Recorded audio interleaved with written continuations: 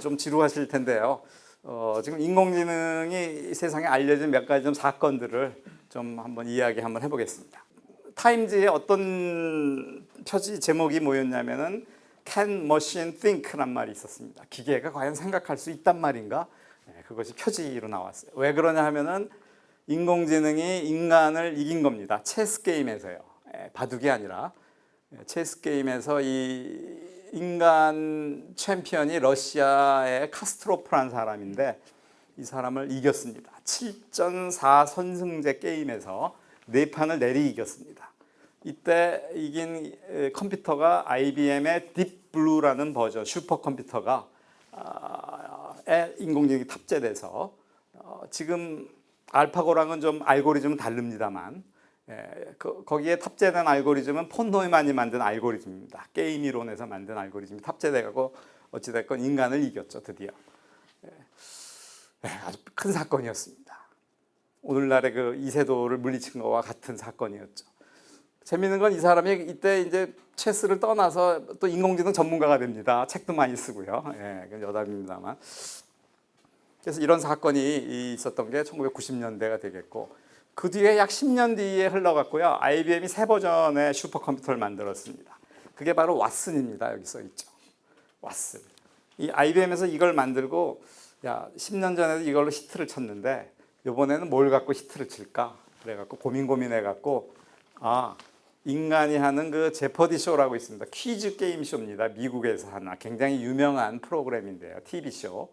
여기 한번 출연해갖고 장학 퀴즈 같은 거죠. 사회자가 질문을 하면은 말로 영어로 질문을 하면 그걸 알아듣고 바로 스위치를 눌러갖고 답을 맞추는. 그래서 인간 챔피언들하고 게임을 합니다. 문제가 많은데 문제 하나 맞히면 이제 상금이 올라가죠. 그래서 지금 2,000불, 5,000불 했는데 결국 최후의 승자가 왓슨이 됩니다. 그래서 또 세상에 깜짝 놀라게 된 것이 2012년 무렵쯤으로 기억합니다. 바로 이게 왓슨이죠. 이 왓슨 슈퍼컴퓨터 오늘날에도 지금 쓰이고 있죠. 그리고 2013년경쯤에 또 유명한 사건이 하나 나오는데요. 그 컴퓨터를 만든 폰 노이만의 제자에 해당되는 튜링이라는 사람이 지능을 어떻게 실험할 것이냐 하는데 아이디어를 냈어요. 그거를 튜링 테스트라고 합니다. 튜링 테스트는요, 이 커튼을 쳐놓고 벽에 벽 저 너머에 진짜 사람이 있는지 컴퓨터가 있는지 모르는 상태에서 테스트 참여자가 나와서 대화를 합니다. 5분간. 이름이 뭐니? 어디 사니? 너는 인생이 뭐라고 생각하니? 뭐 이런 식의 대화를 주고받겠죠. 그리고 이 사람이 결정을 내리는 겁니다. 저 커튼 너머에 있는 거는 기계다. 또는 아니다. 저건 틀림없는 인간이다. 이렇게 해서 그 테스트를 통과하면은 그 기계가 지능을 가졌다. 이렇게 정의하자. 이것을 이제 튜링 테스트라고 하는데 2013년까지 튜링 테스트를 통과한 인공지능이 하나도 없었어요. 근데 2013년에 처음으로 나온 게 바로 이 유진 구스만이라는 인공지능입니다. 이 인공지능은 13세 영국 소년이 가지고 있는 감성, 고향, 학교에서 배운 지식들, 또 어떤 사춘기적인 그런 느낌들, 이런 정보를 다 갖고 있습니다. 그래서 얘랑 대화하는 거예요. 그럼 이거를 진짜 사람이라고 본 겁니다. 그래서 튜링 테스트를 통과한 첫 번째 인공지능으로 알려져 있습니다. 물론 뭐 깊이 들어가자면 좀 여러 가지 뭐 토론거리가 좀 있습니다만 아무튼 그래도 세상에 알려지기는 아주 유명한 인공지능으로 알려져 있게 되는 것이 바로 유진 구스만입니다. 이건 뭐 너무나 잘 아는 구글 딥마인드사에서 바로 만든 알파고죠. 알파고가 한 3년 됐네요. 벌써 한 3년 전에 나와서 아주 경악하게 인공지능이 뭐 체스도 풀고 뭐 어지간한 건 좋다. 근데 설마 바둑까지 하겠느냐? 이런 생각들을 많이 가지셨을 텐데요. 바둑을 아주 무참하게 눌렀죠. 그 뒤에도 아마 알파고가 기화가 됐을 것 같습니다. 아주 폭발적으로 이 인공지능 연구가 늘어나고 있죠. 사실 개인적으로 저는 인공지능을 전공했습니다. 예, 미국에서 박사학위를 받을 때 전공을 했는데 그 뒤에 이제 연구를 하려면 이제 뭐 연구 제안서를 내야 되는데 인공지능이라는 이름으로 연구 제안서를 내면 다 잘려요. 그 황당무계한 연구를 왜 하느냐? 예, 연구비 안 준다. 예, 그래서 다른 이름으로 해갖고 연구를 하고 이렇게 서러운 시절을 겪었습니다. 근데 지금은 세상이 바뀌었죠. 예.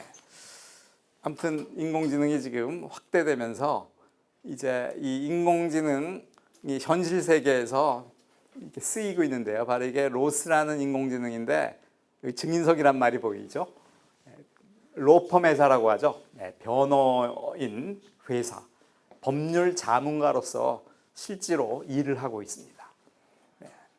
이 법률적인 문제라는 것은 엄청난 판례를 다 알고 있어야 되죠. 바로 검색하고 그거 갖고 계산해 갖고 가장 맞는 답 찾아주고 하는 문제죠. 더 이상 뭐 인공지능이 잘하는 게 없죠. 가장 잘하는 일들이죠. 지금 사용되고 있습니다. 얼마 전에 이 문제에 대해서 미국에서 한번 조사를 해봤어요. 과연 인공지능 법률가가 인간보다 낫단 말이냐 하고 테스트를 했습니다. 그랬더니 이런 결과가 나왔습니다. 과거 판례를 가지고 잘했다 맞춘 거를 한번 테스트를 해봤더니 인공지능은 정확도가 94% 맞췄어요. 실제 인간 변호사는 85% 맞췄습니다. 인간보다 낫다는 얘기죠. 월등하죠. 어떻게 보면 10% 정도가 더 정확합니다. 인공지능이 판결하는 것이. 요즘 이런 말이 있더라고요. 이 힘없고 이런 어떤 변호인이 필요한 사람들은 제발 그 인공지능 판사를 저는 좀 해주세요. 인간 판사 말고요. 이렇게 얘기를 하더라고요. 예. 그런 시대가 아마 곧 올지도 모르겠습니다. 이건 좀 스님들 보시면 안 될 사진 같은데, 이 애슐리 메디슨이라는 사이트 표지입니다. 여기 보시면 인생 짧어, 즐겨, 뭐 인생 뭐 있어, 놀아, 뭐 이런 거죠. 이게 음란 채팅 사이트라고 합니다. 전 세계에서 아주 최고라고요. 여기 고객들이 그야말로 VIP들, 전 세계 VIP, 우리나라에도 수천 명이 가입이 돼 있다고 하더라고요. 얼만큼 아주 잘하는 저도 마음 못 봤습니다만, 이게 사건이 터진 게 한 5년 전입니다. 무슨 사건이 터졌냐 하면요, 이 해커라고 그러죠. 해커가 이 회사 컴퓨터를 해킹을 해요. 그래서 이 고객 정보를 빼갖고 그걸 오픈시켜 버립니다. 그랬더니 이 음란 사이트의 고객 명단에 뭐 변호사, 뭐 교수, 뭐 온갖 사람들의 명단이 다 노출이 돼갖고 이혼 소송이 벌어지고 미국에서 실제 일어났던 일입니다. 근데 그래서 아주 유명해진 사건인데 문제는 그 사건을 계기로 하나가 더 알려져요. 어떤 사건이 알려지냐 하면은 그 VIP 고객들이 상대했던 전화로 상대했던 그 상대방이 인간이 아니었습니다. 인공지능이 답을 해준 거죠. 이런 인공지능을 요즘 대화형 인공지능이라고 합니다. 요즘 뭐 쉬리 지금 메시니 하면 답해주고 이런 거 있죠. 대화형 인공지능. 요즘은 많이 실생활에서도 사용이 되고 있습니다만 벌써 5년, 6년 전부터 이걸 만들었다는 것은 정말 필요가 뭘 낳는 것 같아요. 참 대단합니다. 다 속았다는 얘기죠. 진짜 인간으로 다 속았다는 얘기죠. 바로 이게 튜링 테스트를 통과한 거죠, 정말로. 이런 일도 벌어졌다고 합니다.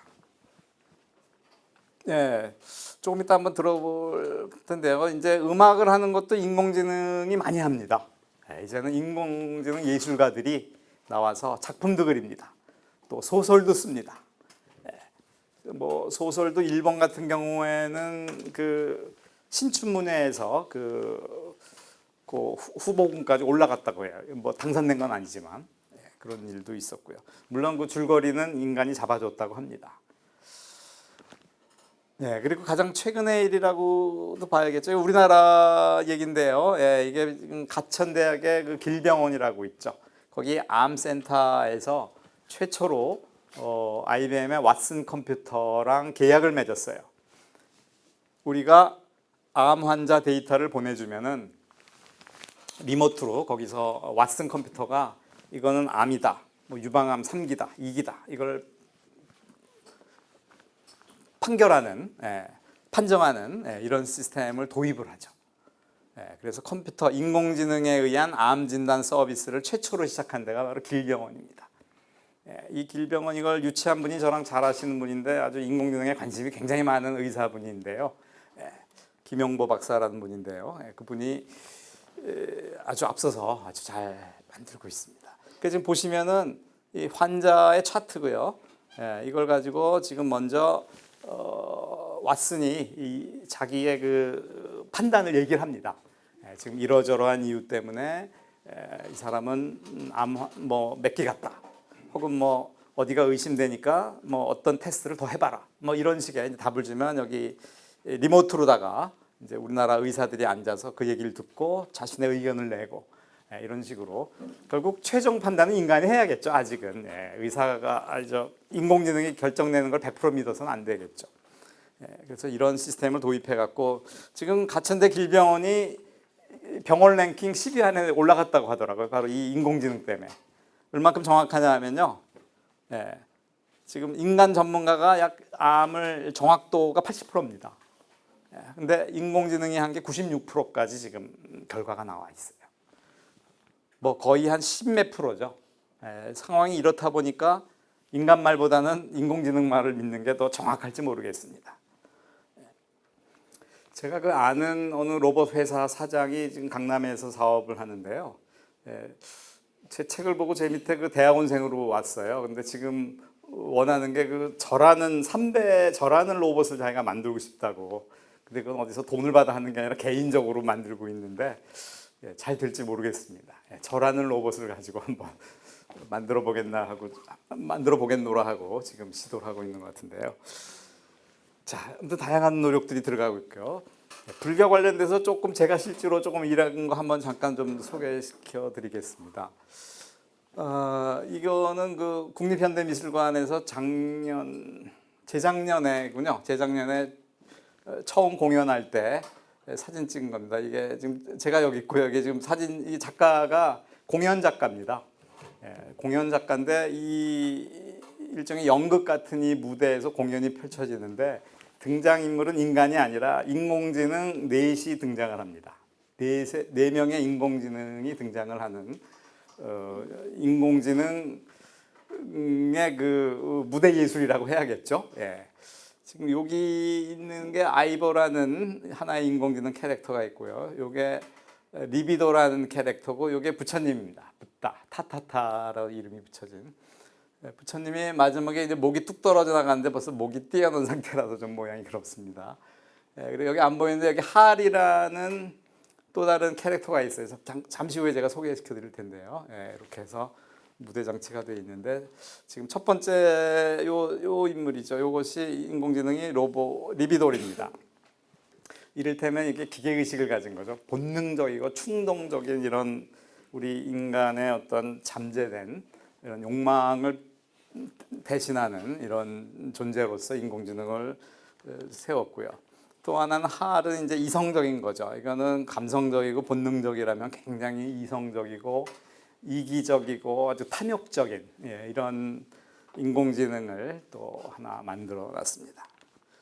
그 다음에 요 아이버인 선제동자 역할을 하는 아이버라는 이름의 이 어떤 존재를 좀 탐구하는 이런 역할을 하고 질문을 하는 이런 역할을 담당합니다.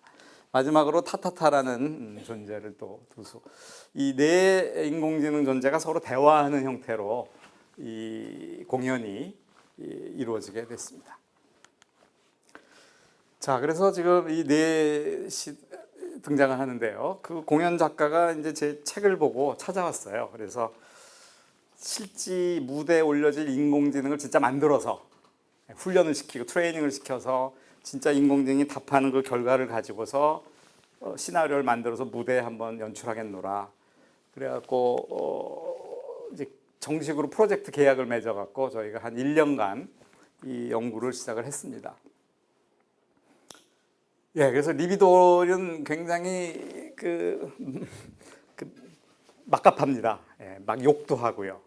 그런 성격을 가진 인공지능을 훈련시키기 위해서 여러 그 자료들을 얻었는데 이게 이제 영어로 공연하는 거다 보니까 영어자를 얻었는데요.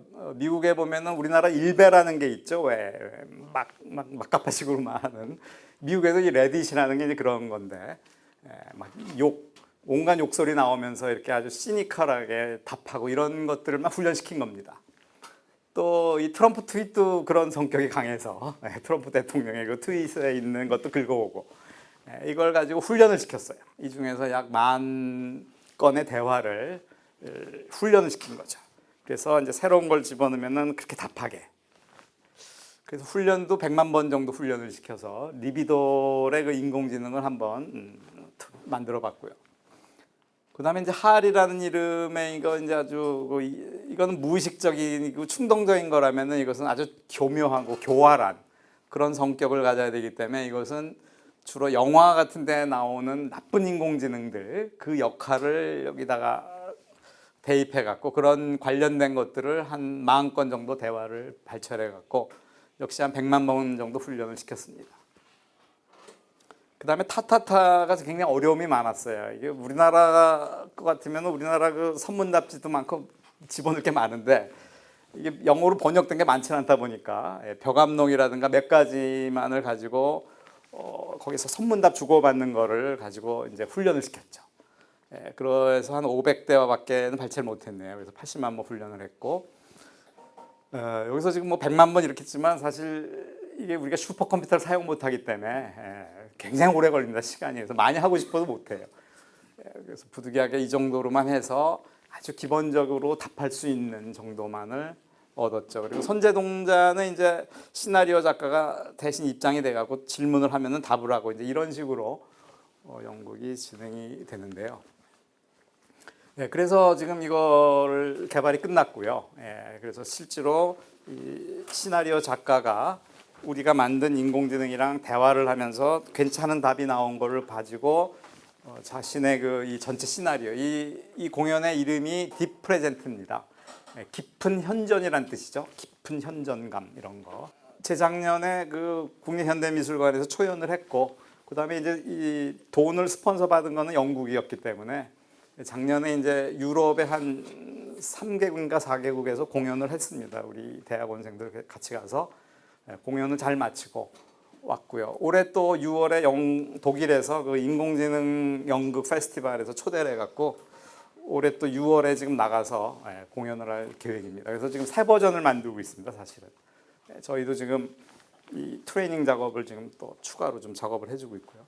공연 영상을 잠깐 보여드릴 텐데 이게 1시간 분량인데 유럽에서 공연한 걸 직접 찍은 거예요. 그래서 영상이 별로 안 좋습니다. 이 타타타고 여기 리비돌 있고 여기 선제동자 있습니다.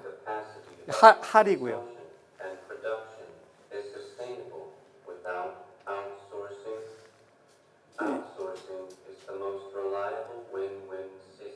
탐욕스러운 할이 하는 얘기입니다. 지금.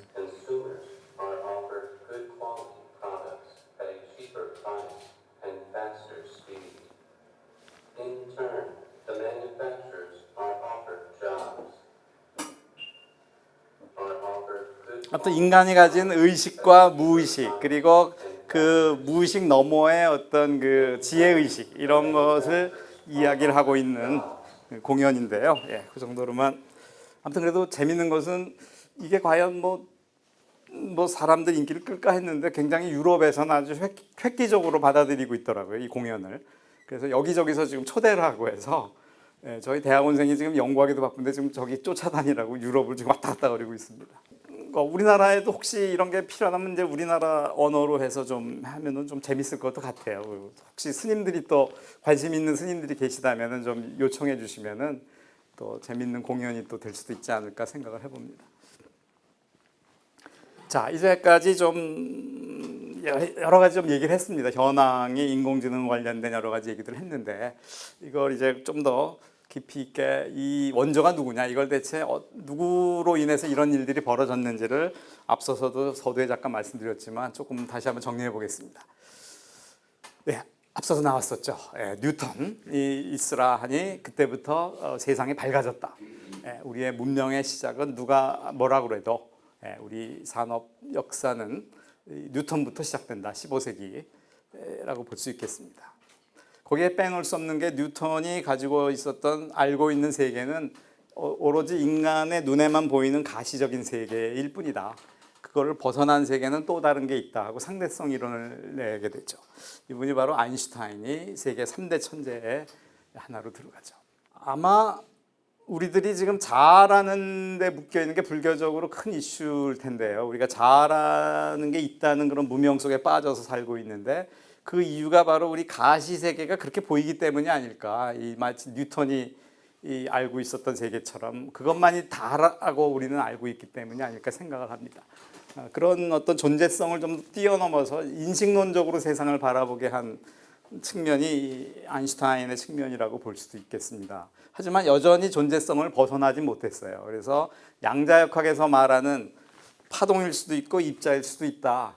그 얘기에 대해서 말도 안 되는 소리 하지 말아라. 신은 장난질 하지 않는다. 이랬다 저랬다가 어딨냐. 그건 불가능하다. 인과의 법칙을 철저히 따르는 게 세상의 법칙이다. 하고 얘기를 했죠. 그랬더니 양자역학자인 보아가 얘기를 하죠. 네가 신 보고 이래라 저래라 하지 말아라. 실제로 그런 현상이 있는 걸 어쩌란 말이냐. 이렇게 얘기를 하죠. 바로 양자역학에 손을 든 사람이 바로 이 폰 노이만이죠. 그래서 이 사람을 반은 신이고 반은 인간이라고까지 얘기를 합니다. 화성인이라고도 얘기해요. 하도 인간으로서는 도저히 이 지능을 따라갈 수가 없기 때문에. 그리고 이 지능이 너무 무섭기 때문에 악마의 지능이라는 별명도 갖고 있고요. 이 세 사람의 관계를 제가 한번 상징적으로 그려봤는데요. 바로 이 미시 세계가 있고요. 거시 세계가 있다면 우리가 눈으로 볼 수 있는 가시 세계라고 이렇게 셋을 나눠 보면은 재밌을 것 같습니다. 쪼개지겠죠. 세상은 이게 다 쪼개지는데 끝없이 쪼개지다 보면은 지극히 작아지고 쪼개지다 보면 그 안에 아무것도 없다. 또 합해지더라도 무한히 우리 태양계 넘어 은하계 넘어가면 은하계가 점이 되고 하면 그 밖에 또 아무것도 없다. 없다는 것보다는 비어 있다는 의미라고 해야 될까요? 이렇게 말하는 사람은 바로 장자죠. 이미 기원전 6세기의 장자는 벌써 이런 얘기까지 한 것 같습니다. 아마 세 명의 천재보다도 뛰어난지도 모르겠는데요. 바로 이 인류 문명의 발전은 이 가시 세계라고 하죠. 요 바운다리 안에 있는 물리 법칙. 이건 정확하죠. 요 안에서는 이걸 만든 게 바로 이제 힘의 원리. 이건 바로 존재를 기반으로 했다고 봐야겠죠. 뉴턴이 바로 이 천재에 속하는 것이 되겠고요. 바로 이 거시 세계를 얘기한 사람이 이 아인슈타인이죠. 이거는 존재 기반이라기보다는 인식 기반으로 해서 상대적이다. 시공간이 상대적으로 변한다는 것을 또 얘기해서 우리에게 커다란 알물, 이것도 아마 그 알의 확장이 되겠죠. 이런 거를 심어준 아주 대단한 사람, 천재 중에 한 명이 되겠고요.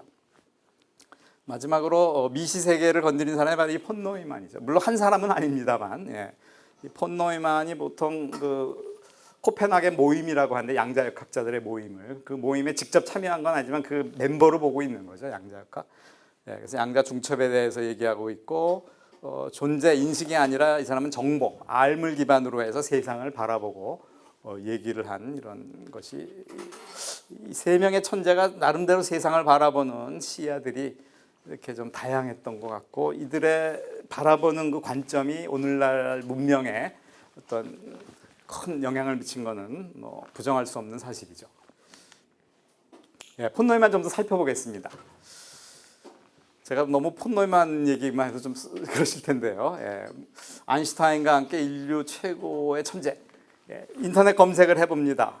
세계 최고의 천재 하면은 뭐 2대 천재 하면 아인슈타인과 폰 노이만 이렇게 항상 나옵니다. 3대 천재 하면 뉴턴까지 끼고요. 앞서 나왔죠. 악마의 두뇌라고도 얘기합니다. 컴퓨터를 만들었죠. 그리고 아인슈타인과 함께 맨하탄 프로젝트라는 게 바로 일본 히로시마에 원자폭탄 터뜨린 그거 연구하는 데 들어갔죠. 이 사람은 안 하는 게 없어요. 경제학자도 됩니다. 물리학자, 경제학자, 뭐 수학자, 뭐 양자역학자, 뭐 모든 걸 다 통과하고 있습니다. 원자폭탄 만드는 일에도 참여했죠. 나중에 굉장히 후회했죠, 이거를. 아인슈타인도 마찬가지고요. 이 사람이 그래서 존재를 정보로 바꾸고 정보를 표현하는 것으로서 이제 자기 증식, 스스로 작동하는 기계 이런 원리를 만들었습니다. 그리고 또 워낙 천재니까 미 정부에서 데려다가 그 당시만 해도 미소관의 그 뭐 군사 전쟁 그 심해 그 전쟁이 굉장했죠. 야, 소련이 이렇게 나오는데 우리는 어떻게 했으면 좋겠냐? 그래요? 그럼 그거 게임 이론을 만들어야 된다. 그래서 게임 이론을 만들었습니다. 이게 미소간의 그 전략적인 게임, 이거에 원리를 만들어서 경제학에 또 큰 역할을 하게 되죠. 사이버네틱스, 이게 아까 그 일본의 그 휴머노이드라는 로봇이라든가 이런 거를 사이버 인조공학이라고 하는데, 이런 거 용어조차 이 사람이 만들었습니다. 기타 뭐 시뮬레이션이라는 용어, 요즘 축구에서나 보는 거지만 이 굉장히 중요한 우리 인간의 어떤 추론의 기능을 시뮬레이션이라고 하는데, 이 용어도 이 사람이 만들었고요. 특이점이란 말도 이 사람이 만들었습니다. 인간을 능가하는 이제 인공지능이 나온다 하는 이런 얘기를 했고요. 이 사람 예언에 의하면은 약 2030년 정도가 되는데요. 좀 얼마 안 남았지만 예언대로 될지 모르겠습니다. 워낙 유명한 튜링이 이제 컴퓨터 하면은 튜링을 먼저 떠오르는 사람도 많습니다. 튜링 머신. 또 민스키, 인공지능의 아버지 치면 이 민스키가 나옵니다. 인공지능의 아버지. 뭐 홀란드 하면 인공생명의 아버지 이렇게 나오는데 다 이 사람들의 스승이죠. 결국 이 사람의 아이디어가 제자들을 통해서 이제 구현되는 이런 개념이라고 이해하셔도 되겠습니다. 폰 노이만이 그래서 존재를 어떻게 봤냐면요, 인간을 이해하기 위해서 뇌과학, 생명과학, 인공생명, 인지과학 이런 거를 이제 이끈 사람이라고 볼 수 있겠고, 기계 관점에서는 컴퓨터, 인공지능, 시뮬레이션, 그리고 이 세상의 어떤 진리 관점에서는 양자역학과 복잡성 과학, 이런 것들을 선도한 이런 사람이라고 생각하시면 좋겠습니다. 그래서 앞에도 잠깐 4차 산업혁명의 두 가지 핵심 키워드가 뭐냐면 초지능과 초연결이라고 했는데, 바로 초지능이 바로 이 알을 통해서, 즉 정보죠. 정보는 바로 분별심에서 나오는데, 이 뭉쳐 있는 것, 이것들이 정보고 언어고 알미다 하고 이렇게 볼 수가 있겠습니다. 이 문제에 대해서는 계속 제가 이제 앞으로 계속 설명을 좀 드리겠습니다. 그리고 이 정보를 계속적으로 유지하고 싶은 것, 이것을 생명이라고 이 사람은 바라봤습니다. 그래서 정보를 만들고 처리하는 시스템을 컴퓨터라고 이름을 붙였고, 요 생명을 유지하고 전달하는 이 개념을 또 인공생명이라는 개념으로 또 구현을 했습니다. 그래서 이것이 핵심적인 폰 노이만의 개념이 되고, 다시 한번 정리해봤습니다. 폰 노이만은 존재를 어떻게 생각했냐면요, 암과 뭔가를 알고 있는 게 존재다. 그리고 이 알고 있는 것을 계속 지속시켜 나가고자 하는 것, 이것이 생명인데 이것이 곧 존재다. 그래서 정보와 정보를 지속하고 복제하는 이런 것들로서 존재의 특성을 파악을 했습니다. 그렇기 때문에 이거를 그대로 인간이 아니더라도 인공적인 뭔가로도 만들 수 있다는 것이 바로 이 폰 노이만의 생각이었고요. 그래서 그거를 증명하기 위해서 만든 장치가 바로 이 컴퓨터죠. 컴퓨터 장치가 메모리와 CPU, 즉 정보 처리 장치를 가지고서 만든 기계, 이것이 바로 컴퓨터가 되는 거죠, 오늘날. 정보가 있다고? 존재는 정보다고? 이 얘기를 듣고 귀가 반짝 뜨인 사람이 있어요. 바로 이 왓슨과 클릭, 이 사람입니다. 이 사람이 바로 폰 노이만의 논문을 읽고, 그럼 인간도 안에 뒤져보면 정보가 있겠네. 그래서 인간을 해부해보죠. 그래서 발견한 게 바로 이 DNA 구조입니다. 그래서 이 사람이 밝히죠. 자기가 이걸 얻게 된. 그래서 이 논문 한 편입니다. 논문이 그냥 한 편이라 짧은 거라서 제가 냈는데요. 왓슨과 클릭, 이 사람이 노벨상을 받죠. 바로 DNA를 발견한 겁니다. 그냥 뚝 떨어진 게 아닙니다. 폰 노이만의 분명히 정보가 있다, 인간도 똑같다. 그 얘기를 듣고 뒤져봐갖고 했더니 진짜 정보가 코드화가 되어 있는 거죠, DNA에. 우리가 가지고 있는 모든 세포 안에, 세포 핵 안에 보면은 바로 이와 같은 이 염색체, 그걸 보면 실타래처럼 풀어보면 이렇게 DNA가 쭉 그 안에 마치 그 우리 컴퓨터 프로그램 코드처럼 들어가 있는 것이죠. 굉장히 많은 영향력을 미쳤습니다, 우리가. 다 알지 못하지만요. 바로 이와 같이 세포가 있으면 세포 안에 이 크로모솜이라고 하는 염색체들이 있고, 이 염색체들이 실타래처럼 풀어보면은 결국 이게 DNA 형태로 해서 이 코드들이 들어가 있는 거죠. 우리들의 모든 어떤 유전적인 형질들, 성향들, 또 구조적인 것들, 이런 것들을 포함하는 정보들이 이 안에 담겨 있다. 사실 우리 인간이라는 거는 그냥 이 정보체입니다. 정보 덩어리죠. 왜냐하면 이런 것들이 담겨 있는 세포들이 이 60조 개 정도가 있죠. 그리고 그것도 이제 이것들이 뭉쳐서 하나의 조직을 이루고 하나의 뭐 순환기계라든가 뭐 비뇨기계라든가 이런 시스템을 이루고 있고, 이것들이 합해진 것이 바로 우리들의 몸뚱이죠.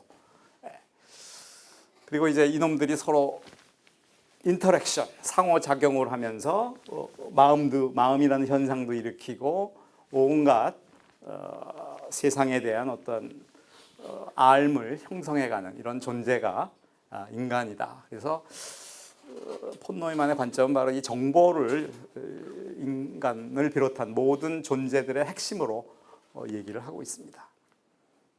제가 다시 한번 그려봤습니다. 이 전체가 60조 세포가 있다고 해요.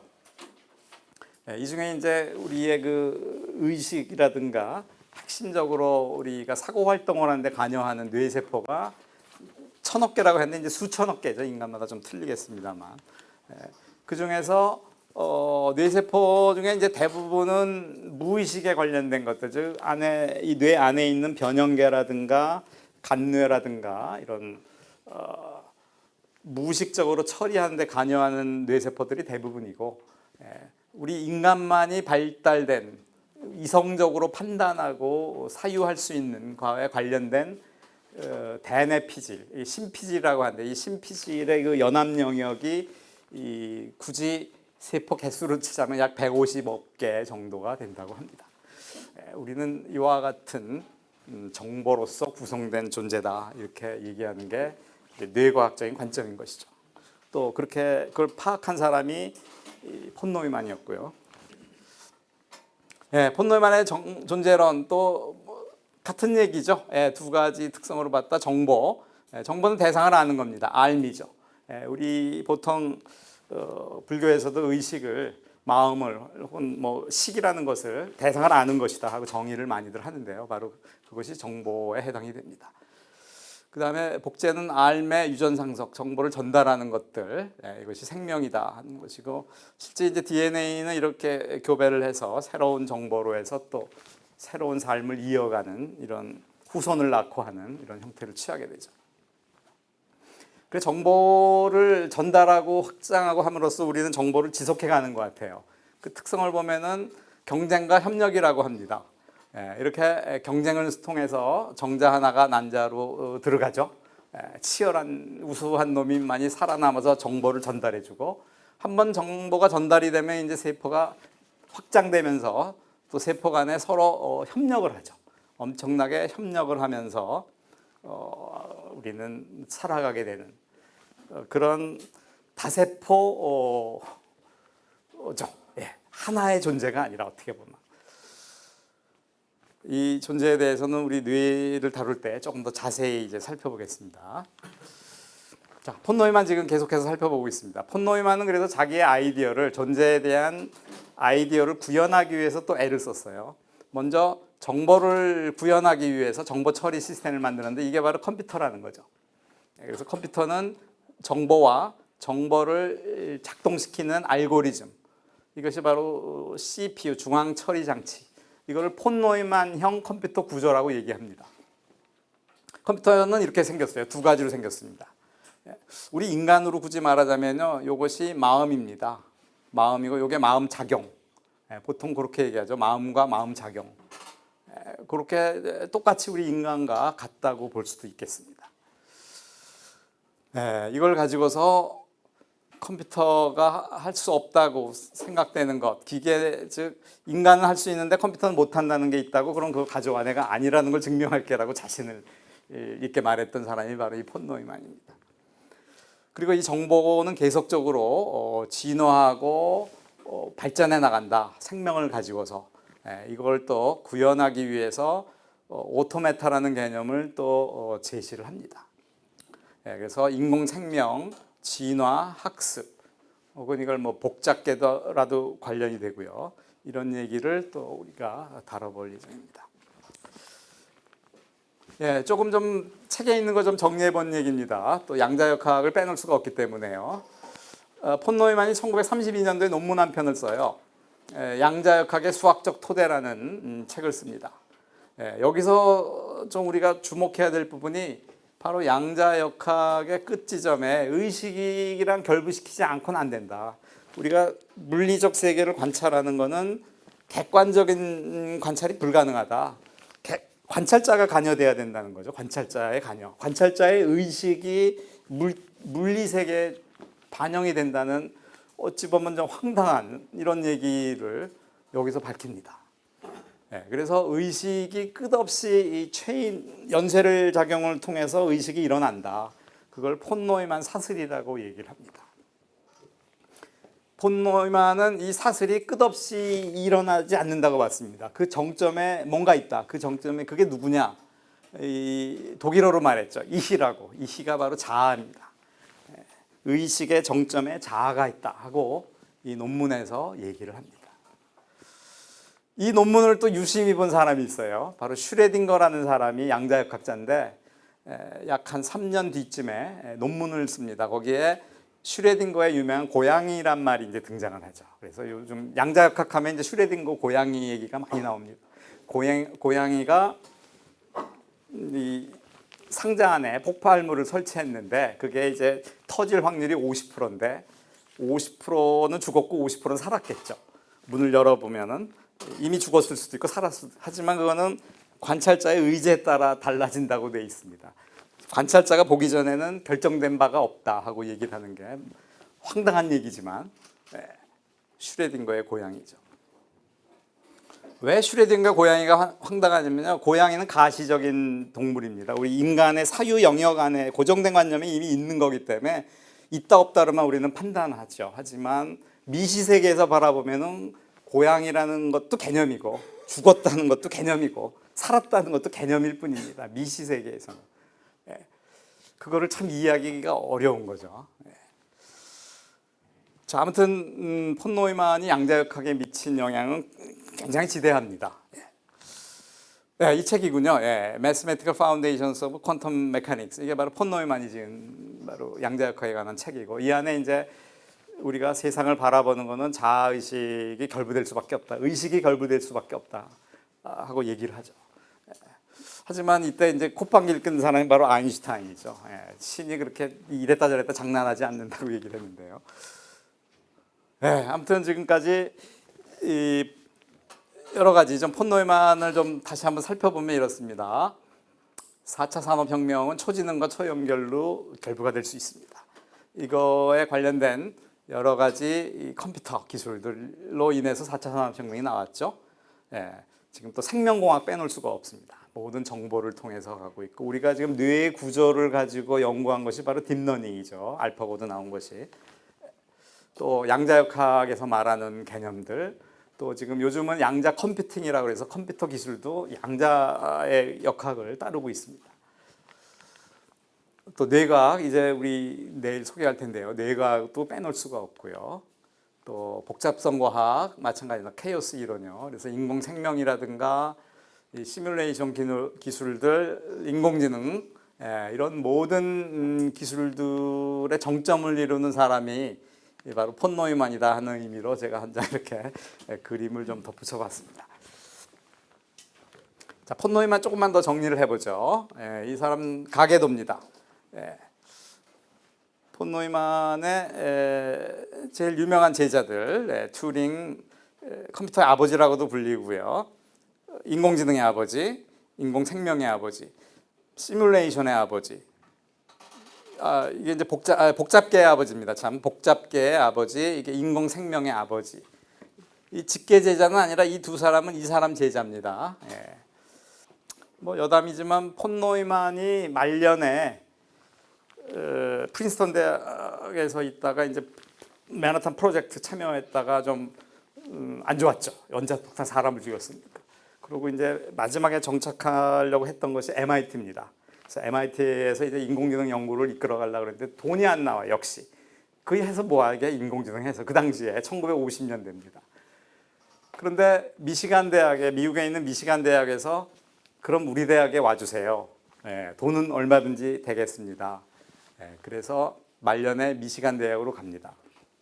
가면서 자기 밑에 있던 제자 MIT를 수석으로 입학했던 제자가 바로 이 막내입니다. 막내 존 홀랜드. 막내를 데리고 미시간 대학으로 갑니다.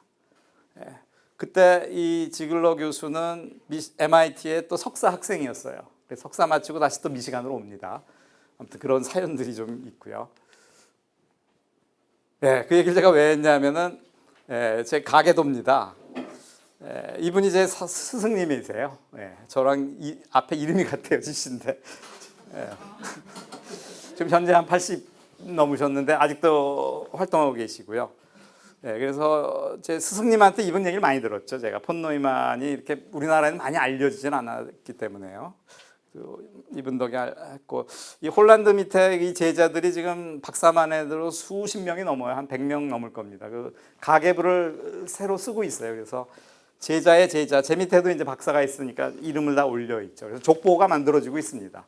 이걸 일명 뭐 폰 노이만 학파라고도 얘기하고요. 그렇게 인공지능의 한 부류로서 얘기를 하고 있습니다.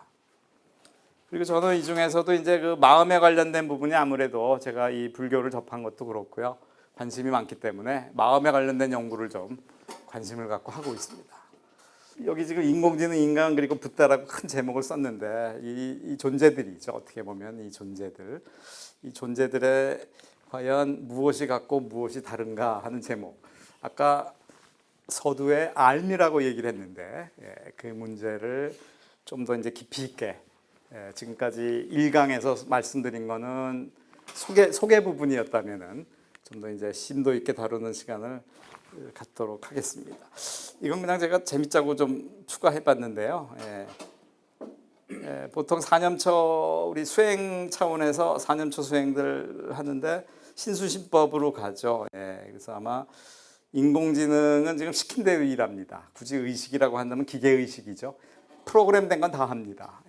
그래서 아마 신이라면은 여기는 느낌과 마음 레벨이 인간이고, 부처님의 알미라는 것은 법을 꿰뚫어 보시는 거겠죠. 달마를 보시는, 달마의 그 알을 꿰뚫어 보시는 분이 붓다일 것이고요. 서로 다른 레벨의 알을 알고 있는 존재들이죠. 어떤 존재로서의 작동 메커니즘은 같은데 그 가지고 있는 알의 그 수준이나 그 내용이 다른 거죠. 질이 틀린 거죠. 그렇기 때문에 삶 자체가 틀릴 것이고요. 그런 문제를 계속 앞으로 우리가 다뤄보겠습니다. 금강경 뭐 너무나 잘 하시는 거 내용이죠.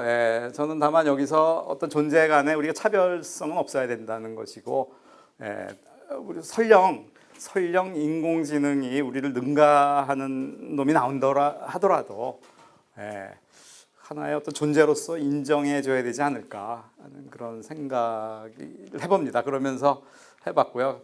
결국 어떤 존재냐가 중요한 것이 아니라 어떤 알을 가지고 있는 존재냐. 뭐 인간인데 하등한 알을 갖고 있다면 무슨 의미가 있겠습니다. 오히려 착한 인공지능이 더 나을 수도 있겠죠.